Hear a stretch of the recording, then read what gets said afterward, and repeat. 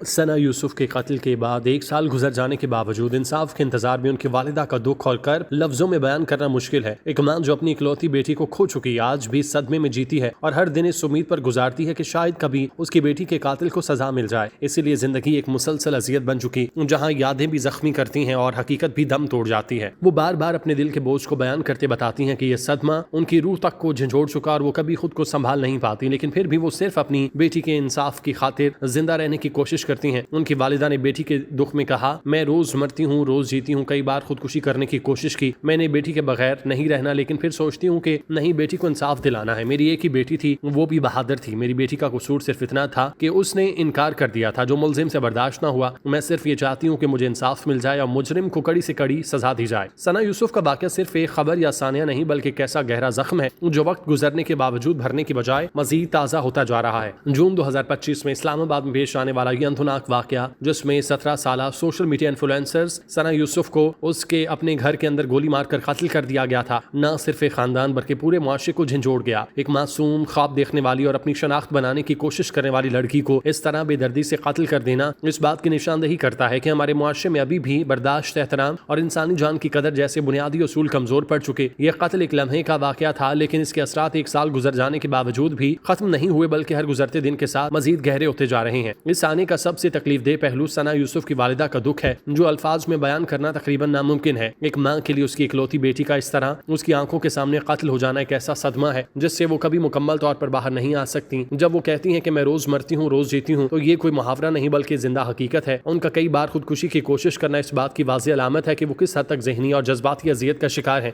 लेकिन इस अजियत के बावजूद वो जिंदा है, सिर्फ इस उम्मीद पर कि एक दिन उन्हें इंसाफ मिलेगा। ये उम्मीद ही उनकी जिंदगी का सहारा बन चुकी, वरना वो शायद कब की हार मान चुकी होती। उनकी ये हालत हमें ये सोचने पर मजबूर करती है कि इंसाफ में ताखीर एक कानूनी मसला नहीं, बल्कि इंसान की जिंदगी, उसके ज़हनी सुकून और जीने के हक से जुड़ा मामला है। अगर इस वाक़े को समाजी तनाजुर में देखा जाए तो ये खतरनाक रुझान की अक्कासी करता है। बताया गया कि सना यूसुफ का कसूर सिर्फ ये था कि उन्होंने एक शख्स को इनकार किया था। ये एक ऐसा पहलू है जो हमारे मुआशरे की जड़ों में मौजूद इस सोच को बेनकाब करता है, जहाँ औरत के फैसले को तस्लीम करना अभी भी बहुत से लोगों के लिए मुश्किल है। मर्दाना अना ताकत का गलत इस्तेमाल और औरत को एक कमजोर या ताबे मखलूक समझने का रवैया ऐसे जराइम को जन्म देता है। ये वाकया सिर्फ एक फर्द की कहानी नहीं, बल्कि हजारों लड़कियों की नुमाइंदगी करता है जो रोजाना किसी न किसी शक्ल में उसी जहनियत का सामना करती हैं। ये सवाल उठाना नागुज़ीर हो जाता है कि क्या वाकई एक मुहज़्ज़ब मुआशरे में रह रहे हैं जहाँ हर फर्द को बराबरी के हुकूक हासिल हैं। कानूनी और अदालती पहलू से देखा जाए तो 1 साल गुजरने के बावजूद इंसाफ न मिलना एक बड़ी तशवीश का बाइस है। अगरचे केस ज़ेर समात है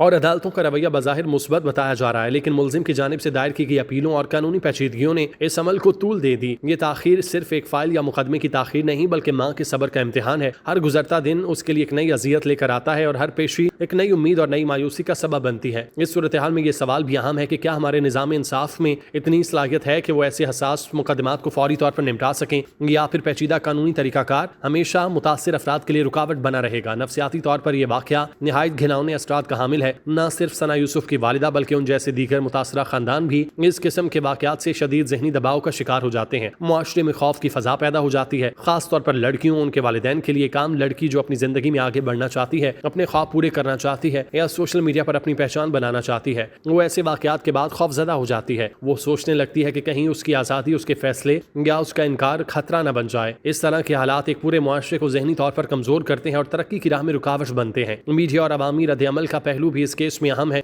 इब्तिदा में इस वाक़े ने शदीद गम और गुस्सा पैदा किया। लोगों ने सोशल मीडिया पर आवाज़ उठाई और इंसाफ का मुतालबा किया, लेकिन वक्त के साथ साथ ये आवाज़ें मध्यम पड़ने लगी और यही वो लम्हा होता है जब मुतासरा खानदान खुद को तनहा महसूस करने लगता है। हालांकि ऐसे केसेस में मुसलसल अवामी दबाव और मीडिया की तवज्जो निहायत ज़रूरी है ताकि इंसाफ के अमल को तेज़ किया जाए। अगर मुआशरा जल्दी भूल जाए तो इंसाफ का अमल भी सुस्त पड़ जाता है और ये खतरनाक रुझान है। अखलाकी तौर पर यह वाक़या हमें आईना दिखाता है। यह हमें मजबूर करता है कि हम अपने रवैयों, तरबियत और अपनी इक़दार का जायज़ा लें। एक लड़की का इनकार करना कोई जुर्म नहीं बल्कि उसका बुनियादी हक है, लेकिन जब उसका इनकार का जवाब गोली की सूरत में दिया जाए तो ये सिर्फ एक फर्द की नहीं बल्कि पूरे मुआशरे की नाकामी है। हमें ये सोचना होगा कि हमें नई नस्ल को क्या सिखाना है। क्या हम उन्हें बर्दाश्त, एहतराम और सब्र की तालीम दे रहे हैं या फिर अना, गुस्सा और ताकत के गलत इस्तेमाल को फरोग दे रहे हैं। सना यूसुफ का केस एक जारी जिंदगी है, एक ऐसी जिंदगी जो अभी खत्म नहीं हुई। ये जिंदगी एक माँ की जद्दोजहद है जो अपनी बेटी के लिए इंसाफ चाहती है। ये मुआशरे का इम्तिहान है जो ये साबित करने की कोशिश कर रहा है कि वो इंसाफ फराहम कर सकता है या नहीं। एक ऐसा पैगाम है जो हर शख्स तक पहुँचाना है। वो ये समझता है कि किसी का ना اس کی انا سے بڑا نہیں ہو سکتا۔ اگر اس کیس میں انصاف ملتا ہے تو صرف ایک فیصلہ نہیں بلکہ مثال ہوگی، اور اگر انصاف میں مزید تاخیر ہوتی ہے تو یہ ایک ایسا زخم ہوگا جو نہ صرف خاندان بلکہ پورے معاشرے کو متاثر کرتا رہے گا۔